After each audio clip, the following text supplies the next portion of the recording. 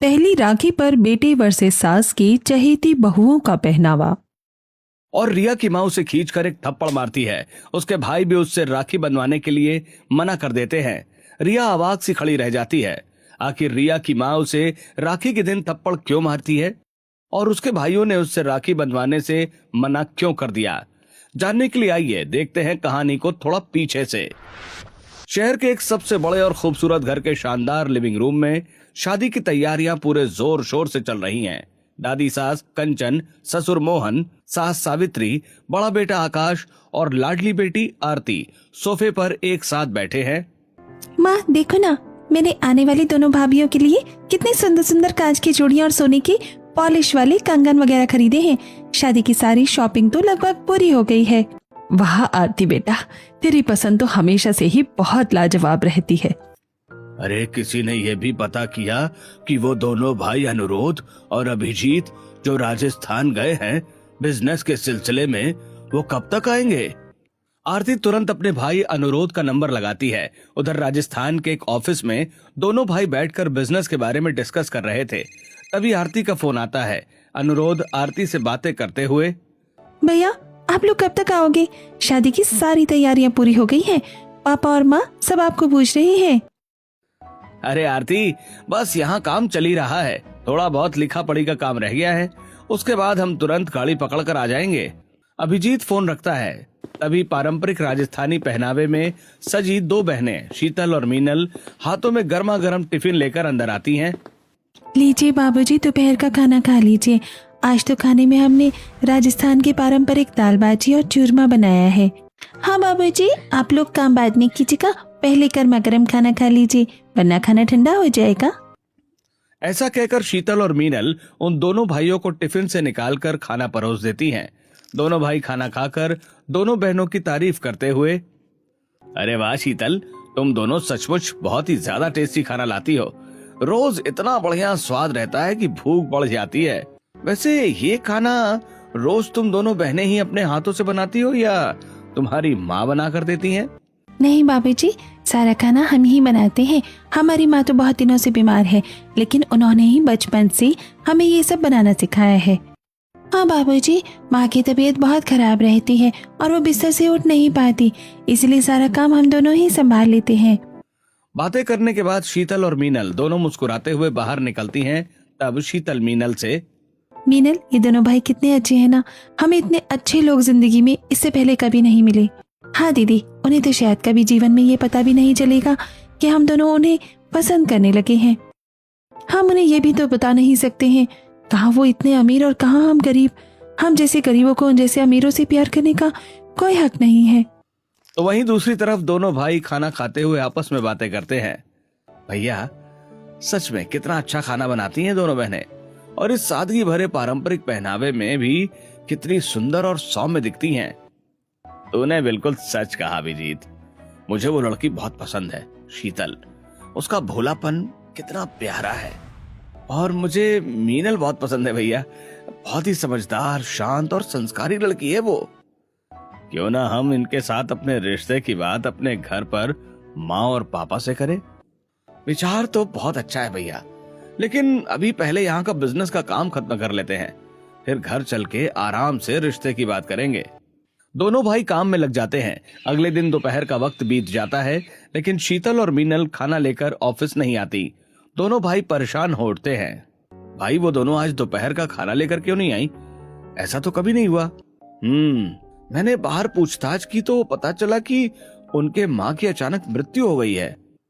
हे भगवान, ये तो बहुत दुख की बात है। चलो भाई, तुरंत उनकी बस्ती में जाते हैं और देख के आते हैं कि वहाँ क्या हुआ है। दोनों उनकी कच्ची बस्ती की तरफ जाते हैं। वहाँ मकान मालिक शीतल और मीनल का संदूक और बर्तन झोपड़ी से बाहर फेंक रहा होता है। तुम्हारी माँ मर गई तो अब तुमको यहाँ कौन मुफ्त में रखेगा?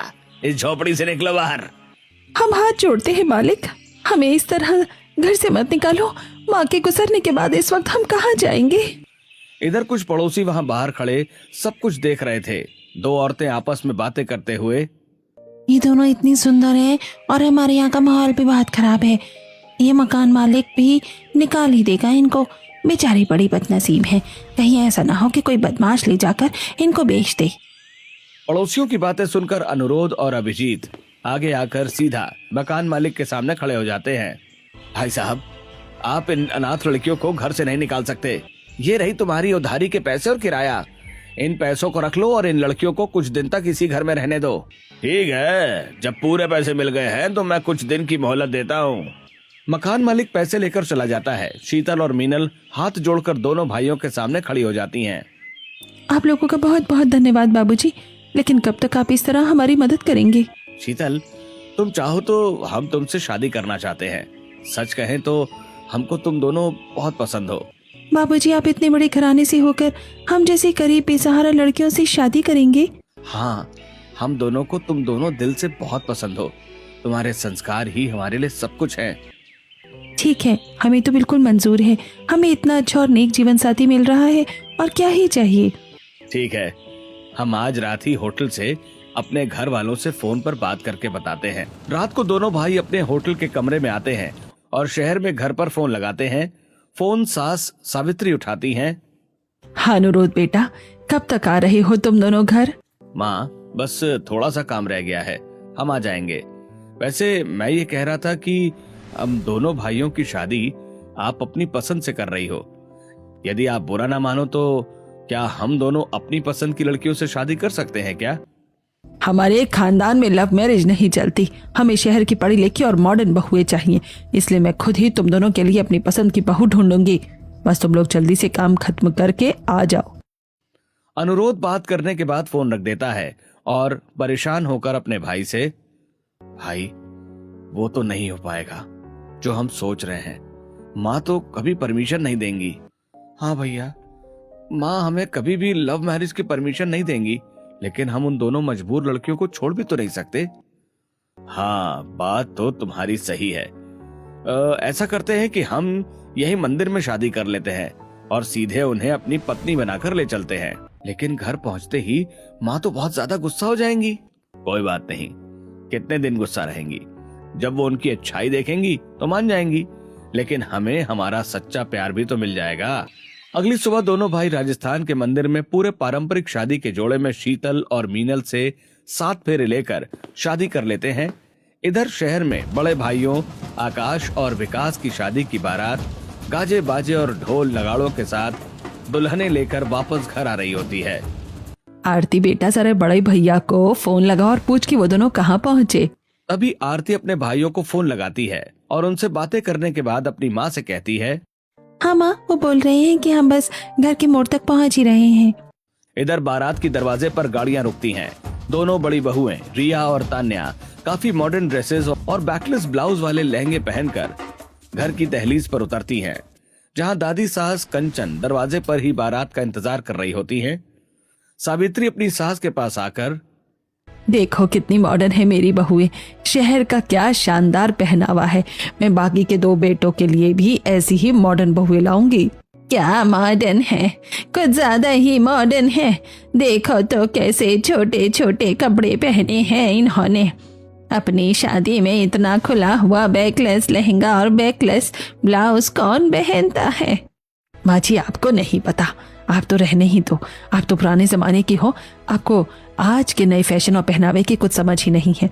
आरती बेटा, जरा जल्दी से आरती की थाली ले आ, मुझे अपनी बहू का गृह प्रवेश करवाना है।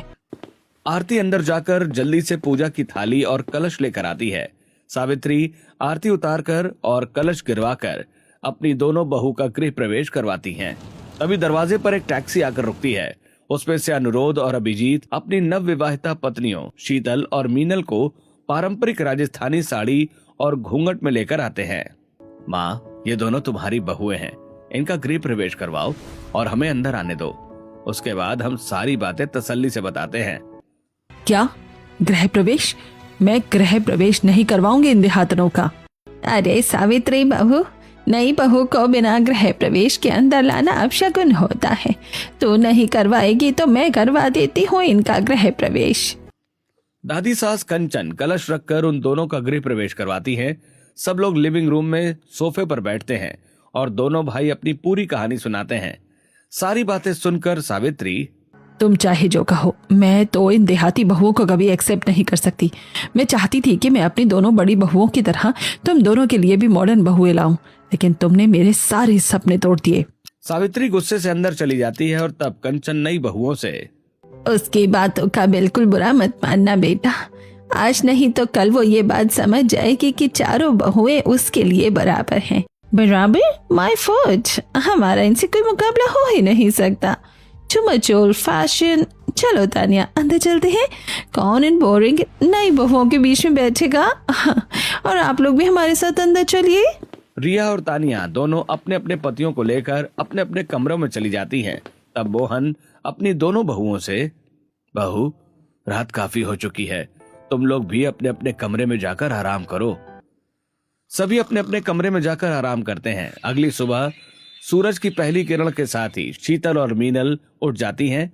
दोनों सिंपल सादा पहनावा यानी पारंपरिक सादी साड़ी पहनकर और सिर पर लंबा घूंघट लेकर आंगन में लगे तुलसी के पौधे की विधिवत पूजा करती हैं और फिर हॉल में आकर झाड़ू उठाकर पूरे घर की साफ सफाई में लग जाती हैं। तभी वहां दादी सास कंचन और सास सावित्री आती हैं। देखा इन बहुओं को कितनी अच्छी है, कितने संस्कार हैं इनमें।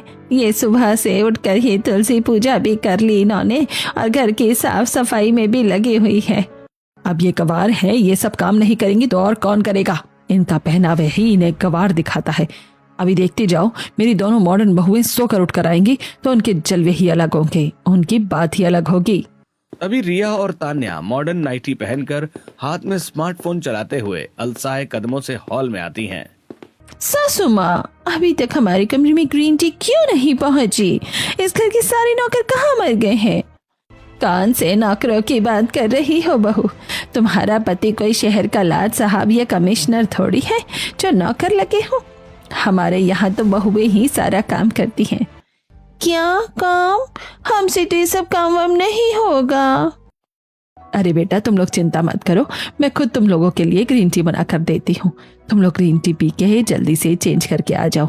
आज तुम्हारी पहली रसोई भी है और शाम को तुम्हारी मुंह दिखाई भी है। ओके सासू माँ, ठीक है। रिया और तान्या मोबाइल चलाते हुए वापस अपने कमरे में चली जाती हैं। ससुर मोहन भी वहीं सोफे पर बैठे होते हैं। देख रहा है बेटा मोहन, अब ये बहुओं से सेवा करवाने की बजाय खुद नौकरों की तरह बहुओं की सेवा करेगी।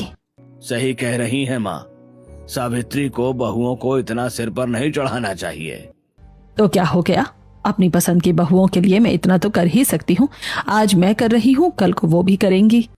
सावित्री मॉडर्न किचन में जाकर ग्रीन टी बनाती है और तभी शीतल और मीनल किचन में आकर अपनी सास से, माँ जी आप हटिए, हम कर लेते हैं, हमारे रहते आपको काम करने की जरूरत थोड़ी है। ठीक है, वैसे भी तुम लोगों को तो करना ही चाहिए, आखिर देहात से हो, तुम्हें तो ये सब काम करने की आदत होगी। सावित्री बाहर चली जाती हैं और दोनों बहनें ग्रीन टी बनाकर ऊपर कमरे में देने जाती हैं। कमरे में रिया नेल पेंट लगा रही होती है और तान्या अपने बाल सुलझा रही होती है। जिठानी जी जल्दी से ग्रीन टी पी लीजिए और उसके बाद जल्दी से रेडी होकर नीचे आ जाइए, क्योंकि ससुराल का पहला दिन है। तुम हमें मत सिखाओ पहला दिन दूसरा दिन, हमारे लिए सब दिन एक जैसे रहते हैं और हम कोई तुम्हारी तरह गवार नहीं है जो इन सब बातों पर बिलीव करे। ओके? शीतल और मीनल चाय देकर नीचे आ जाती हैं और अपनी सास सावित्री से, माँ जी बता दीजिए कि दोपहर के खाने में क्या क्या बनाना है, हम दोनों बना लेते हैं। तुम लोगों को बनाना ही क्या आता होगा, पूरी और सब्जी के अलावा। अरे बहू क्यों नहीं बनाना आता होगा, मुझे पूरा विश्वास है कि मेरी दोनों बहुएं बहुत अच्छा खाना बनाएंगी। दादी माँ बाहर इतनी बारिश हो रही है तो हम सोच रहे हैं कि क्यों ना हम भुट्टे के पकौड़े बना लेते हैं। हाँ बहू, ये सब तो चूल्हे पर ही अच्छा बनता है, किचन के पीछे आंगन में चूल्हा भी तो है, अगर तुम दोनों चाहो तो वहीं जाकर अपनी पहली रसोई की रस्म पूरी कर लो। शीतल और मीनल आंगन में जाती हैं और चूल्हे में आग जलाकर पूरी सब्जी, भुट्टे के पकौड़े, बाटी, दाल, अलग अलग तरह की सब्जी और हलवा बनाने में लग जाती हैं।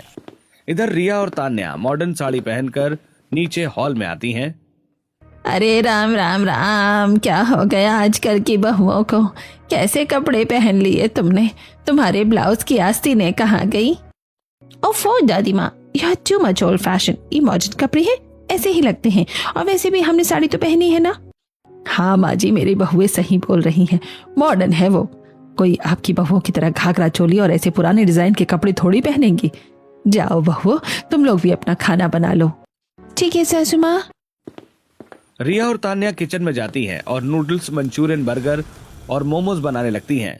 दोपहर में अपने अपने हाथ का बना हुआ खाना डाइनिंग टेबल पर लगा देती हैं और तभी सभी लोग खाना खाने लगते हैं। खाना खाकर कंचन, कितना अच्छा खाना बनाया है बहुओं तुमने, उंगलियां चाटने का मन कर रहा है। दादी माँ, आप तो सिर्फ दोनों बहुओं की तारीफ की जा रही हैं, हमारा खाना भी चखो, हमने भी बहुत अच्छा बनाया है। अब सभी लोग दोनों मॉडर्न बहुओं के हाथ का बना खाना खाते हैं, लेकिन किसी को भी वो खाना पसंद नहीं आता। हे भगवान, ये सब खाना मुझसे नहीं खाया जाएगा, मुझे तो अपना देसी खाना ही पसंद है। जो भी कहो, इन राजस्थानी बहुओं ने तो बहुत अच्छा खाना बनाया है। हाँ सचमुच, आपने तो कमाल कर दिया, बहुत अच्छा खाना बनाया है, सच में बहुत ही बढ़िया खाना बनाया है। ये देहाती खाना आप लोगों को ही पसंद आता है, देहाती बहुएं और खाना भी देहाती, हमें तो ये सब बिल्कुल पसंद नहीं है। ऐसा कहकर तान्या और रिया डाइनिंग टेबल पर बैठकर अपनी पसंद का खाना खाने लगती हैं। ऐसे ही शाम हो जाती है और अब सब हॉल में बैठे होते हैं। बहू, आज शाम को मुंह दिखाई का फंक्शन है, तो ये दोनों सिंपल पारंपरिक बहुओं तो नाक कटवा के ही रख देंगे मेरी, लेकिन तुम दोनों अच्छे से तैयार होना, जैसी मॉडर्न हो वैसे ही मॉडर्न तैयार होना। माँ जी, हमने तो शहर का पार्लर बुक कर लिया है और हम तो पार्लर में ही जाकर तैयार होंगे, आप चिंता मत करो। बेटा शीतल, मीनल, तुम लोग भी पार्लर बुक कर लो। नहीं नहीं दादी माँ, उसकी जरूरत नहीं है, हम तो घर पर ही तैयार हो जाएंगे, हमने उपटन बना के रख लिया था रात को ही, वही लगा के हम तैयार हो जाएंगे। थोड़ी देर बाद दोनों मॉडर्न बहुएं तैयार होने के लिए पार्लर चली जाती हैं और दोनों राजस्थानी बहुएं अपने कमरे में तैयार होने लगती हैं। शाम को मुंह दिखाई का फंक्शन शुरू होता है और पड़ोसने और रिश्तेदार आते हैं। भाई सावित्री, बहुओं को बुलाओ। बस आती ही होंगी, चारों तैयार हो रही हैं। मेरी पसंद की बहुएं तो तैयार होने के लिए गई हैं और बेटे की पसंद की बहुएं अपने कमरों में ही तैयार हो रही हैं। हाँ भाई, देखना तो यही है कि सास की पसंद की बहुएं ज्यादा अच्छी हैं या बेटों की पसंद की। मेरी पसंद की बहुओं की तो बात ही अलग है, उनका पहनावा अलग, उनका सब कुछ अलग। और रही बात जो बेटों की पसंद की है, उसको तो तुम लोग खुद ही देख लेना और बताना कि वो कैसी है। हाँ हाँ, थोड़ी ही इंतजार की बात है, फिर खुद ही पता चल जाएगा कि बेटे की पसंद वर्सेस सास की चहेती बहुओं का पहनावा कैसा है। थोड़ी देर में शीतल और मीनल आती हैं। उन्होंने लहंगा चोली पहना हुआ है, घूंघट डाला है, चूड़ियां, बिंदिया, काजल, माथा टीका और माथा पट्टी सब पहना हुआ है। वो आकर सबके पैर छूकर प्रणाम करती हैं और घूंघट में बैठ जाती हैं। सचमुच सावित्री, तुम्हारी बहुएं तो बहुत ही संस्कारी और बहुत ही अच्छी लग रही है, इनका पहनावा इतना अच्छा है। आजकल की बहुएं ऐसे पहनावे वाली रहती कहाँ हैं। हाँ भाई, सचमुच तुम बड़ी भाग्यशाली हो कि तुम्हें ऐसी बहुएं मिली। ये तो होना ही था, देख रही है ना सावित्री की बेटे की पसंद की बहुओं के पहनावे की कितनी तारीफ हो रही है। आप देखते जाओ, मेरी पसंद की बहुओं को आने तो दो, लोग इनकी तारीफ करना भूल जाएंगे। तभी रिया और तान्या पार्लर से ड्रेस पहनकर हॉल में आ जाती हैं। उन्हें देखकर कंचन सावित्री से, हे भगवान, सत्यानाश, देख लिया अपनी मॉडर्न बहुओं को, क्या तूने इन्हें यही पहनने के लिए बोला था? नहीं माँ जी, मैंने इतना भी मॉडर्न पहनने को नहीं बोला था। सावित्री जल्दी से उनके पास जाती है। बहू, ये क्या पहन कर आई हो? जल्दी पीछे के दरवाजे से जाओ और अपने कपड़े बदल लो, औरतों ने देख लिया तो बेइज्जती हो जाएगी। माँ जी, आप तो क्या चाहती हैं कि हम ओल्ड फैशन बन जाएं? हम साड़ी और लहंगा लपेट कर घूमें इनकी तरह? बहुओं धीरे बोलो, सब सुनेंगी तो क्या बोलेंगी। सुने तो जिसे सुनना है, हमें तो लगा आप खुश हो जाएंगे हमारा ये पहनावा देखकर, लेकिन आप भी उस देहाती की तरह ही बात करने लगी। लगता है आप पर भी उस देहाती का असर चढ़ने लगा है। हटिए, रास्ता दीजिए हमको। वो दोनों अंदर आती हैं और सावित्री मन ही मन, इन बहुओं ने तो आते ही मुझे जवाब देना शुरू कर दिया, मेरी एक बात नहीं रखी। दोनों बहुएं हॉल में सभी औरतों के बीच आकर बैठ जाती हैं। तब मालती उन्हें देखकर, ये कौन है भाई? बहुएं कहाँ हैं तुम्हारी? वो कब आएंगी? हम ही तो हैं बहुएं। या तुम लोग बहुएं हो? अरे तुम्हें देखकर तो लगता ही नहीं कि तुम लोग बहुएं हो। अरे वो दरअसल इनकी किट्टी पार्टी थी ना, इसलिए ऐसी ड्रेस पहन के चली आई हैं। अभी वो बदल लेंगी। माँ जी आप क्यों झूठ बोल रही हैं? हम ऐसे ही ड्रेसेस पहनते हैं और हमें ऐसे ही ड्रेसेस पसंद हैं।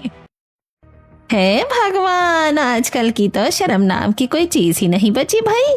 है मुंह दिखाई तो क्या, यहाँ तो मुंह छोड़ो शरीर भी दिख रहा है, देखने की क्या जरूरत है। ये मुंह दिखाई मुंह धाई सब ओल्ड फैशन है, हमें ये सब नहीं चाहिए। आप लोगों को जब तक बैठना है बैठो, जब तक जाना है जाओ। हम तो चले अपने कमरे में आराम करने, और वैसे भी हमने इतना महंगा मेकअप करवाया है तो रील भी तो बनानी है ना। बहू रस्म तो पूरी कर लो।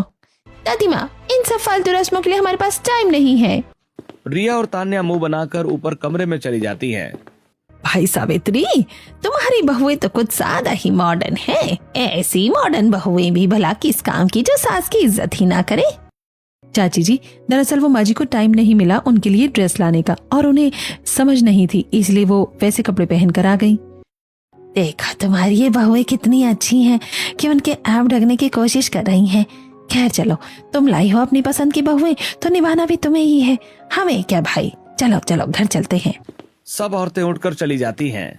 माँ जी आप इतनी चिंता मत करो, वो नई लड़कियां हैं, धीरे धीरे करके समझ जाएंगी। अब आप लोग आराम से बैठो, हम दोनों किचन में जाकर खाना बना लेते हैं।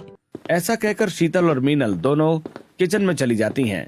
तब तक दोनों बेटों के साथ मोहन और आरती भी आकर सोफे पर बैठ जाते हैं। कंचन अपने दोनों बड़े पोतों को समझाते हुए, बेटा अपनी अपनी पत्नियों को समझाओ कि मेहमानों के सामने इस तरह बेइज्जती करना ठीक बात नहीं है, और यदि उन्हें छोटे कपड़े पहनने का शौक भी है तो ससुराल में बड़ों का आदर करके उन्हें फुल कपड़े पहनना चाहिए। आखिर पहनावा ही इंसान की संस्कृति की पहचान है। अपनी दादी की बात सुनकर दोनों भाई अपने अपने कमरे में जाकर अपनी अपनी पत्नियों से बातें करते हुए, देखो रिया, मॉडर्न होना अच्छी बात है और माँ को भी मॉडर्न बहुएं बहुत पसंद हैं, लेकिन तुम कुछ ज्यादा ही मॉडर्न हो। देखो आकाश, ये तुम्हें पहले ही सोच लेना था। अब मैं जैसी हूँ वैसे ही रहूंगी, मैं किसी के लिए खुद को बदल नहीं सकती। दूसरे कमरे में विकास तान्या को समझाता हुआ, तान्या, अगर तुमने थोड़ा सा लॉन्ग ड्रेस पहन लिया होता तो माँ को भी अच्छा लगता, कुछ ज्यादा ही शॉर्ट हो गया। ड्रेस छोटी नहीं होती विकास, इंसान की सोच छोटी होती है। और प्लीज मुझे तो ये बिल्कुल उम्मीद मत करना कि मैं छोटी सोच को एक्सेप्ट कर लूंगी। हमें अपनी ड्रेस बदलने की जरूरत नहीं है, तुम्हें अपनी सोच बदलने की जरूरत है। कुछ समय ऐसे ही बीत जाता है। एक दिन बाहर झमाझम बारिश हो रही होती है और राखी का त्योहार और पास आ रहा होता है। पूरा परिवार एक साथ बैठा चाय पी रहा है। भाई अब राखी का टाइम आ रहा है और घर की साफ सफाई भी तो जरूरी है। हाँ हाँ दादी माँ, चिंता मत कीजिए, हम दोनों आज से ही सफाई में लग जाते हैं। चलो सबसे पहले स्टोर रूम में बड़े बड़े बर्तन निकाल कर धो लेते हैं और उसके बाद पर्दे वगैरह और चादर बदल देंगे। ठीक है, मैं बाहर के दरवाजों में पेंट कर लेता हूँ। भैया आकाश, आप क्या करेंगे? मैं क्या करूँ? भैया आप तो ऐसा कीजिए कि आप मेहमानों और मिठाइयों की लिस्ट बना दीजिए। ठीक है, मैं मेहमानों और मिठाइयों की लिस्ट तैयार करवा लेता हूँ। भाई रिया और तान्या, तुम दोनों भी तो कुछ करोगी। हम दोनों, हम क्या करेंगे? काम हमसे ही काम वाम नहीं होता। हाँ सही बात है, मेरी बहुएं काम क्यों करेंगी, काम तो हम सब कर लेंगे। वो मॉडर्न है, इतना काम नहीं करती। ऐसा करो तुम दोनों खाना बना लेना। ठीक है, खाना तो हम बना ही लेंगी। Okay, no problem. रिया और तान्या ऊपर अपने कमरे में चली जाती हैं। बाकी सब लोग घर की साफ सफाई में जुट जाते हैं। कोई पर्दे बदल रहा है तो कोई बड़े बर्तन धो रहा है, कोई दरवाजों पर नया पेंट कर रहा है। काम करते करते रात हो जाती है। सब लोग बहुत ज्यादा थक जाते हैं और सबको बहुत तेज भूख लगती है। तभी बुआ सास का फोन आता है। सावित्री, मैं शहर में शॉपिंग करने आई थी तो सोचा तुम लोगों से मिलने आऊं। थोड़ी देर में हम आ रहे हैं। फोन रखने के बाद सावित्री सभी लोगों को बुआ सास के आने के बारे में बताते हुए, बहुओं जल्दी से तुम लोग तैयार हो जाओ, मेहमान आ रहे हैं और खाना तो बहुओं ने तैयार कर ही दिया होगा। शीतल और मीनल पूरे दिन काम करने से थकी होने के बाद भी जाती हैं और सुंदर सादी साड़ी पहनती हैं। इधर मेहमान हॉल में आ चुके थे। दोनों बहुएं सिर पर पल्लू ढककर तैयार होकर आती हैं। दूसरी तरफ रिया और तान्या मॉडर्न जीन्स टॉप पहन के आती हैं। शीतल और मीनल आगे बढ़कर बुआ सास के पैर छूती हैं और रिया और तान्या भी बिना प्रणाम किए ही सोफे पर बैठ जाती हैं। उन्हें देखकर, अरे ये दोनों कौन है? इतने कटे हुए बाजू वाली टॉप और जीन्स पहनी है इन्होंने। अरे ननद जी, ये भी तो हमारी ही बहुएं हैं। इतनी मॉडर्न? हाँ, हमारी सासू माँ मॉडर्न तो हम भी मॉडर्न। वैसे आपकी बातें खत्म हो गई हो तो हमने जो खाना बनाया है हम डाइनिंग टेबल पर लगा देते हैं, आप लोग खाना खा लीजिए। रिया और तान्या डाइनिंग टेबल पर खाना, मंचूरियन, डोसा, नूडल्स और ब्रेड सैंडविच लगा देती हैं। सभी लोग खाना खाते हैं लेकिन खाना किसी को भी अच्छा नहीं लगता। अरे हमने तो सोचा था कि यहाँ पर कुछ अच्छा पारंपरिक खाना खाने को मिलेगा, लेकिन आज तो हमारा मन ही नहीं भरा। खाना खाने के बाद बुआ सास और मेहमान खाने की बुराई करते हुए चले जाते हैं। अगले दिन घर के सब लोग रक्षाबंधन की शॉपिंग करने के लिए शहर के बड़े मॉल में जाते हैं। राखी को हाथ में उठाकर शीतल मीनल से, मीनल, रक्षाबंधन आ रहा है और हमारा कोई सगा भाई नहीं है। काश हमारा भी कोई भाई होता तो हम भी उसे राखी बांध सकते। हमारे जीवन में ये सुख है ही नहीं। सच कह रही हो दीदी, काश हमारा भी कोई भाई होता जिसकी कलाई पर हम राखी बांधते। क्या शीतल और मीनल को मिल पाएगा उनका भाई, और क्या वो बांध पाएगी वो किसी की कलाई में अपना रक्षा सूत्र? जानने के लिए देखते हैं आगे। शीतल और मीनल अपनी सास सावित्री के लिए साड़ियां, घर के लिए नए पर्दे, पूजा के लिए नारियल, कुमकुम और राखियां वगैरह खरीदती हैं। वहीं रिया और तान्या सिर्फ अपने लिए ही महंगे कपड़े और सामान खरीदती हैं। आखिरकार राखी का पावन दिन आ ही जाता है। सुबह से ही झमाझम बारिश हो रही होती है। शीतल और मीनल सुबह सुबह उठकर पूजा और रसोई के काम में लगी होती हैं। उन्होंने पारंपरिक सादी साड़ी और पल्लू ओढ़ा होता है। दोपहर में रिया और तान्या अपने कमरे से निकलती हैं। उन्होंने साइड स्लिट से कटी हुई western one piece short western dress पहनी होती है। माँ जी, आज मेरी कुछ सहेलियां भी हैं जो शादी के बाद मुझे मिल नहीं पाई थी, तो वो मुझे मिलने आ रही हैं और आज मैं घर पर ही किचिपाची करूंगी। इसलिए मैंने अपने भाइयों को यहीं बुला लिया है शाम को, ताकि मुझे राखी बांधने के लिए अपने मायके ना जाना पड़े। बहू, ये तो बड़ी ही अच्छी बात है, पर आज के दिन ऐसे कपड़े, थोड़ा लंबी ड्रेस पहन लेती। अरे बहू, ये तो बता कि तू अपने भाइयों के सामने भी ऐसे छोटे कपड़े पहनेगी? थोड़ा तो शर्म वरम नहीं आती क्या? आज तो हद ही कर दी है तुम दोनों ने। हाँ, मुझे ऐसे ही पसंद है तो हम ऐसे ही पहनते हैं किचिपाची में। शाम का समय हो जाता है। शीतल और मीनल रसोई में सबके लिए खाना और नाश्ता बनाने में लगी होती हैं। रिया की सहेलियां आ जाती हैं और वे अपने कमरे में उनके साथ मस्ती करने में लगी होती हैं। तभी रिया और तान्या के मायके वाले पिता रामेश्वर, माँ जानकी, बड़ा भाई रवि और छोटा भाई सूरज घर जाते हैं। आइए चाचा जी, आइए चाची जी। भैया आप लोग आइए, बैठिए। हाँ भैया बैठिए, हम आपके लिए पानी और नाश्ता लेकर आते हैं। जीते रहो बेटा। हमारी दोनों बेटियां रिया और तान्या कहाँ हैं? वो लोग थोड़ा बिजी होंगे, हम बुला लेते हैं, आप लोग बैठिए। हाँ बहू, जल्दी उनको बुला ला। शीतल ऊपर जाकर कमरा खटखटाती है। रिया दरवाजा खोलती है तब शीतल, जेठानी जी आपके मायके वाले आए हैं। ठीक है, हम थोड़ी देर में आते हैं, आप जब तक उनको बिठाओ। रिया हॉल में आकर सभी लोगों को उनके थोड़ा बिजी होने के बारे में बताती हैं। ये सुनकर कंचन मनी मन, हे भगवान, कैसी बहुएं हैं, अपने मायके वालों की भी इज्जत नहीं कर रही हैं। इधर शीतल और मीनल सबको नाश्ता कराती हैं। काफी देर बाद रवि रिया को फोन लगाता है। कहाँ हो तुम? अभी तक बाहर क्यों नहीं आई? फोन सुनकर रिया कमरे से बाहर आती हैं। हाँ भैया। राखी बांध दो ना दीदी, हमें देर हो रही है। थोड़ी देर रुको, जब तक नाश्ता वगैरह करो, मैं अपनी सहेलियों के साथ थोड़ा समय और बिता लूं, फिर राखी बांधूंगी। ऐसा कहकर रिया वापस कमरे में चली जाती है और अपनी सहेलियों से कहती है, सुनो गाइस, मेरे भाइयों को भी कंपनी मिलनी चाहिए, चलो हम हॉल में ही बैठते हैं। रिया और तान्या अपनी सहेलियों को लेकर हॉल में आ जाती हैं और उनके साथ सोफे पर बैठकर सेल्फी और रील बनाने लगती हैं। बेटा, अपने भाइयों को राखी बांध दो, देखो हमें जाना भी है। ओ माँ, डिस्टर्ब मत करो, आपको पता है ना कि आज त्योहार है तो रील भी डालनी चाहिए, शांत बैठी रहो। जानकी, बेटी को तुमने कुछ ज्यादा ही लाड़ प्यार से सिर पर चढ़ा दिया है। उन दोनों के पहनावे भी देखो, और ये देखो छोटी बहुएं कितनी संस्कारी हैं। काश मेरी बेटी भी ऐसी ही होती। सास सावित्री ये सारी बातें बैठकर सुन रही होती हैं और मन में सोचती हैं, मेरी बहुएं अपने मायके वालों के साथ भी ऐसा ही व्यवहार कर रही हैं, ये तो बहुत गलत बात है। ऐसे ही काफी देर बीत जाती है, लेकिन रिया और तान्या अपने भाइयों को राखी नहीं बांधती। तब सूरज गुस्सा होते हुए अपनी बहनों से, दीदी राखी बांध दो, कब से बोल रहा हूं मैं, आखिर हमें अपने घर भी तो जाना है। सूरज रिया को झकझोरता है, उसकी रील खराब हो जाती है। रिया खींच के सूरज को एक थप्पड़ मार देती है। तुझे तमीज नहीं है थोड़ी सी भी, रील खराब कर दी। चल जा बैठ, बांधती हूँ अभी। चलो सहेलियों छत पर चलते हैं, यहाँ पर तो रील नहीं बन पाएगी। रिया और तान्या अपनी सहेलियों के साथ छत पर चली जाती है। सूरज और रवि बहुत उदास हो जाते हैं। भैया हम एक बात कहें, हमारा भी कोई भाई नहीं है और हम सोच रहे थे कि अगर आपको एतराज ना हो तो हम राखी बांध दें। अरे बेटा ये तो बहुत खुशनसीबी की बात है, मेरे बेटे को 2 और बहनें मिल जाएंगी, तुम राखी बांध लो। शीतल और मीनल खुश होकर पूजा की थाली लाती हैं, उन दोनों को तिलक लगाती हैं, नारियल देती हैं और राखी बांधती हैं।